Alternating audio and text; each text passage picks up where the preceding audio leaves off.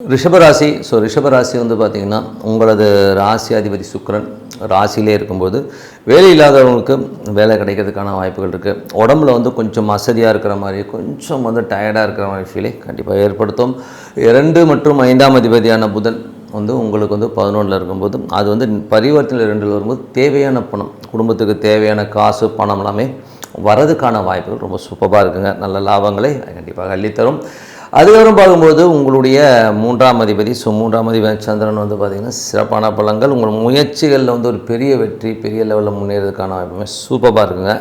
அதுக்கப்புறம் உங்களுக்கு 4ஆம் அதிபதியான சூரியன் வந்து பார்த்திங்கன்னா உங்களுக்கு வந்து இப்போ வந்து 12ல் இருக்கும்போது வீடு நிலம் சம்மந்தமான விஷயங்கள், பராமரிப்பு வேலைகள், அம்மாவுடைய விஷயங்களுக்காக கொஞ்சம் செலவு பண்ணுறது, இந்த மாதிரி விஷயங்கள் எல்லாமே இருக்கும். வண்டி வாகனம் வந்து சின்னதாக ஒரு மெயின்டெனன்ஸ் பண்ணுற மாதிரி விஷயங்களை கண்டிப்பாக ஏற்படுத்தும்.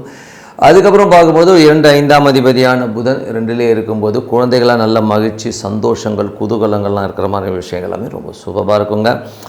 6ஆம் அதிபதியான சுக்கிரன். 6ஆம் அதிபதியான சுக்கிரன் வந்து உங்களை ராசியிலே இருக்கும்போது உடம்பை கொஞ்சம் கரெக்டாக பார்த்துக்கணும். கடன் சம்மந்தமான விஷயங்கள் கேட்டிங்கன்னா கண்டிப்பாக கிடைக்கிறதுக்கான வாய்ப்பு எல்லாமே ரொம்ப நல்லாயிருக்கு. 7ஆம் அதிபதியான செவ்வாய். 7ஆம் அதிபதியான செவ்வாய் வந்து உங்களுக்கு 11ல் இருக்கும்போது நல்ல லாபங்களையும் நல்ல ஏற்றங்கள், சுப நிகழ்ச்சிகள் ஏதாச்சும் வந்து பிரயத்தனப்பட்டீங்கன்னா கண்டிப்பாக நடக்கிறதுக்கான வாய்ப்பு எல்லாமே ரொம்ப நல்லாயிருக்கு. 8ஆம் அதிபதியான குரு அது வந்து பரிவர்த்தனையில் 11ல் இருக்கும்போது நடக்காதுங்கிற நினச்ச விஷயங்கள் ஒரு சூப்பராக முடிஞ்சு ஒரு பெரிய வெற்றியை கொடுக்கும். அதே மாதிரி வராதுங்கிற காசு திடீர்னு வர்றது, இந்த மாதிரி விஷயங்களுமே அற்புதமாக இருக்கும்.